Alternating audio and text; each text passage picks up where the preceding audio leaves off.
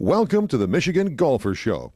Join us each week as we explore the people, the places, and the events that shape our great game. Anyone who wants to do interviews and stuff afterwards will go out onto the balcony if you need any interviews. First off, we just want to say a huge thank you to Eagle Eye. They came in clutch again this year, as always, and are such a great partner for the GAM. You'll hear from some officials for Eagle Eye in a few minutes.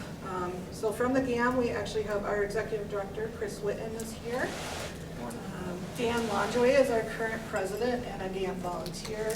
Barry Babbitt is our Championship Committee chairperson and also our vice president. Loretta Larkin is our director of staff and keeps our office running. And we have 2 interns this year for the communications department, Emily Sherman and Max Anderson. And then our communications chairperson is Terry Moore, and a great volunteer and governor for us as well. So we're excited to have everyone. If you guys have any questions or need anything on site during the Michigan AM, please feel free to ask any of us. We're happy to help out and make sure everyone is accommodated. And then I'm going to introduce Eagle Eye is Luke Bodie and Jason McCutcheon. They're the director of operations here, and like I said, we wouldn't be here obviously without them and their support as they continue to help us with Michigan Amateur and supporting amateur golf in the state. So thank you for doing this. We're going to have Dan Lonjoy speak now.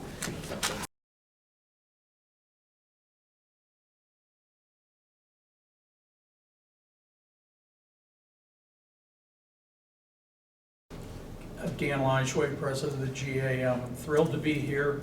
With me, Barry Babbitt, who's very key to this event as well, first vice president, and he is the chair of the championship committee. First, let me say a big thank you again to Eagle Eye. They've stood up for us to help us out. 1.5 years ago, we had a cancellation from one of the other courses that we were supposed to hold the amateur at, but the city of Redford Township told Western Golf and Country Club, we're going to run some sewers through your golf course. We can't tell you exactly when, and we can't host the 115th Michigan Amateur. So with them giving us enough time, we were able to talk with Eagle Eye, and they've stepped up. We had them last year. They did a fantastic job on the women's amateur. We had them a couple of years ago also at Hawk Hollow, did a fantastic job, so we're looking to another great event again, and thank you so much. June 29th, 156 players, the best amateurs in the state of Michigan, will compete for the 115th Michigan Amateur. We will cut to the low 64 and then play match play. Double matches every day until we crown a winner, like we did with Caleb on July 3rd. The final match will be that Friday afternoon, June 11th. You're going to see some great golf. These are the best amateurs in the state. We're really looking forward to this event. And again, I would just want to say a big thank you to Eagle Eye, and we're going to look forward to a great tournament. Hopefully the weather will stay good. I do have one other thing. There's a rumor that goes around that 17th hole is 3 inches smaller in circumference than the island green at the TPC in Sawgrass. Maybe you guys can confirm that or not, but it still looks pretty big, but that 3 inches might come into play. So with that, thank you and welcome. For stepping in with the situation that happened with us with Western. But more importantly, from the standpoint that we strongly feel that the commitment of this organization and the courses that you have, and specifically here at Eagle Eye, really allows us at GAM to continue to promote golf and to do the kind of things and have the kind of events that we think is important for the state. And you're a great partner, and we truly appreciate what you're doing for us. So again, thank you. The course, and Luke told me, Jason told me, that it's in phenomenal shape right now. and we're looking forward to it. I said if it's half as good as it was last year for our women's event, it'll be outstanding, because last year the women's AM here was an awful lot of fun. We had a great time. Somebody, I think Dan said earlier, yeah, but you got to hold off the rain. Well, we had some rain last year when we were here. I mean, it certainly didn't compare to what we had to put up with up at Belvedere, where on the final day we had to try to find 9 dry holes to play the semifinal matches in the morning. But the rain we had here last year, of course, drained well. Greens are phenomenal. Your head golf superintendent does an outstanding job. So again, we're looking forward to a great tournament. As Dan said, we start with 156. We'll narrow that down. On the first couple of days, we're basically going to play the basic golf course. We don't like to trick it up or put hole locations in places that you can't get at, because we need to get 156 players around the golf course for 2 days in a row. So this is a tough enough golf course without doing those kinds of things. Come Wednesday, we'll have, let's see, 32, that's 48, 46 matches. And that too will probably not be real difficult, because we'll play the first 2 rounds. But on Thursday and Friday, we're going to have some fun, Luke. To start out with, one of the things we're going to do, those of you who've played the golf course, hole number 9 is a relatively short par 5. Rather than to move the tee up and play it as a 4, for the first 2 days, probably the 3rd day, we are going to play number 9 from the back of number 2 tee. So we'll make it a good long par 5 and give the players really a better chance to look at the kind of golf course. As Luke said, that's really kind of the way it was designed. On Thursday and Friday, I'm going to give you a little peek. We are going to play number 9 from the 18th tee, and we're going to play 18 from number 9 tee. So that'll be a good start, just to kind of give everybody, again, another interesting look at what we want to do in terms of seeing whether or not these individuals can actually play as well as they think they can some days, right? And that isn't to say that we might not be playing some of the par 4s drivable, because Ken Hartman, as you know, has been known to do those kinds of things as well. I think that, I don't think we'll play the island green from the far forward tees, but they may be falling off the back of the tee a number of times back there, because that's a great hole and we want to keep that signature hole there. So, with that, again, thanks Eagle Eye. We're glad that we're here. We appreciate everything that you're doing for us and that you've done for us. You're a great partner. And to all of you, Caleb, good luck. Jason McCutcheon, my co-director. I've worked here for 22 years. Started as a cart washer and now in charge of the company. But it means a lot to be able to host the Michigan Am for the 3rd time in the last 11 years at either Eagle Eye or Hawk Hollow. And to have someone like Caleb defending, who I would say this is his home course, is pretty cool. I drove up to Belvedere last year and watched Caleb and Zach Kerner play in the semifinals. Zach used to work out here for me, and that was pretty neat to see 2 good friends going at it. To have 2 people that say that this is your home course that made the Final Four last year is pretty neat. Our director of grounds, Steve Fiorillo, and his team work with Ken, and they've been in communication to get the golf course how Ken wants to see it throughout the championship. So it's going to be in great shape. It always is in great shape, but I know we get the greens moving a little quicker than normal for the guys during the tournament. But just really proud to host. It means a lot to me, and just looking forward to the end of the month and into early July. So be available for questions after, but really, really proud.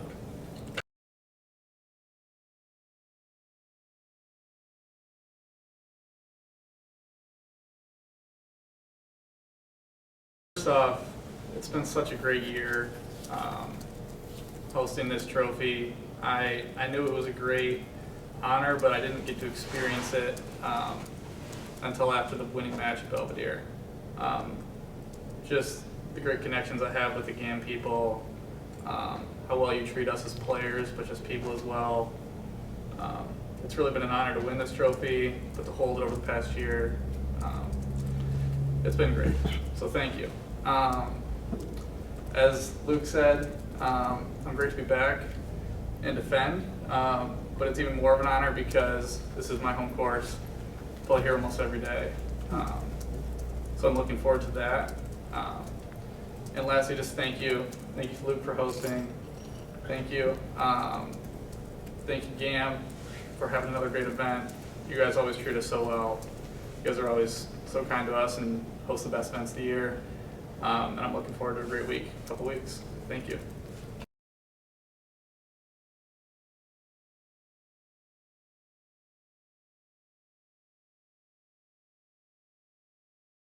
Sure, this is a highlight for us. I mean, the Michigan Am is an important week. It's a big lift in terms of volunteer effort, and what some of these players don't even notice sometimes is there are a handful of staff people on site, but the majority of people out making the tournament run are at the bottom of the payroll, collecting zero for the week. 2 of them are here as spokespeople today.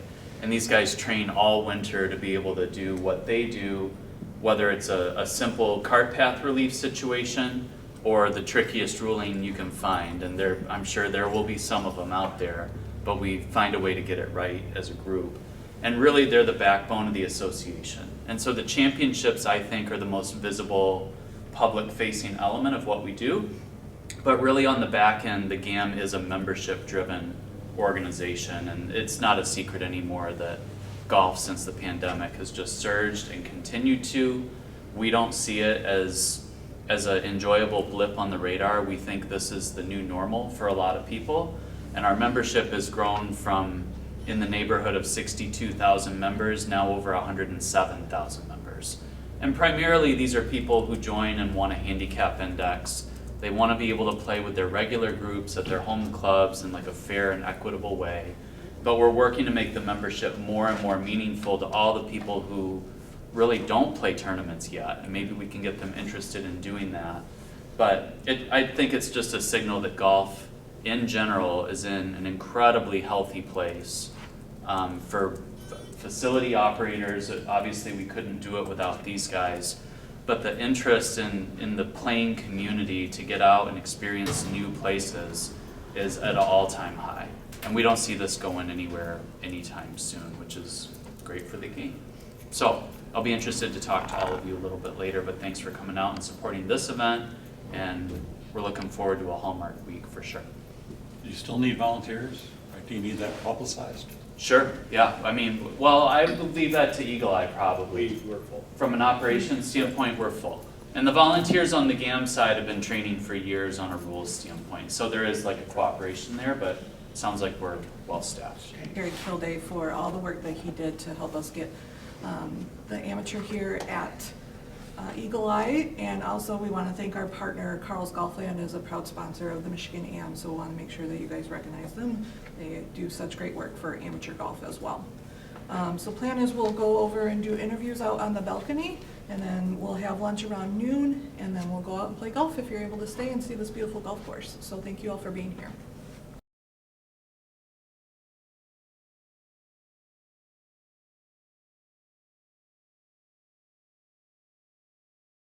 Defending the title and having that opportunity at the end of the month, I guess, what excites you the most about that opportunity? Yeah, I mean, it's such an honor to defend the title, but not only defend it at my home course, that's something I look forward to, and it'll be really special. Yeah, what was that reaction like when you found out it got moved to Eagle Eye this year? It was exciting, but I was also worried because I wasn't sure if I was going to be able to play. I was just stuck between if I was going to be a pro or an am at this time. So I was obviously excited for all my friends and all the guys I play with out here, but finally realized I'm going to be playing out here. It was just, I couldn't believe it. Yeah, what was that feeling like last year to win it and to have your name now on this iconic trophy? It all goes so fast that week. I mean, the week's like 6 days long, but it feels like between my first round of stroke play and my last round of match play, it was like, it was that quick. But it's an incredible week. I don't think I realized how big it was until the week's over. I just had such an incredible match with PJ. Either of us could have been standing here at this time, but I think over the summer and holding the trophy and just all the connections I've made and all the great people I've met. To win the trophy is a huge thing, and I've really realized that. Do you know how long you've been playing in the Michigan AM? My first one was at Cascade Hills, and that was, I think I've played in 5 now. Okay. This is probably my junior year of high school. Okay. So what's it like to kind of see, all the top amateurs in the state, and maybe some teammates even this year, come out and compete against one another?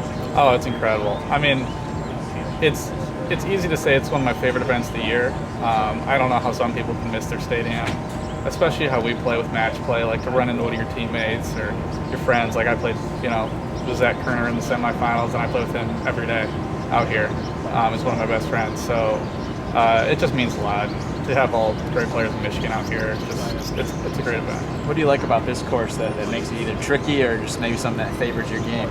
I think it favors my game a little bit just because it demands a lot of good approach shots. These greens are pretty tricked out.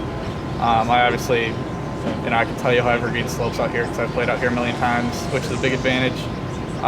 But it's always in great shape. They've done some incredible things out here to get it ready for the AM.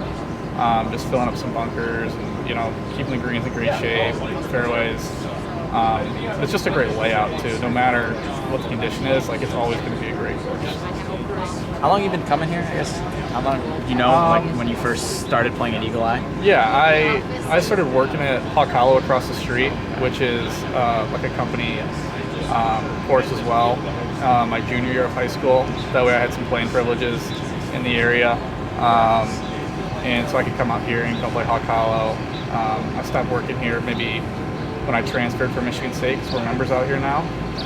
So I've been playing out here for 3 years consistently, 4 years consistently, but I grew up playing tournaments out here as well, so I know it really well.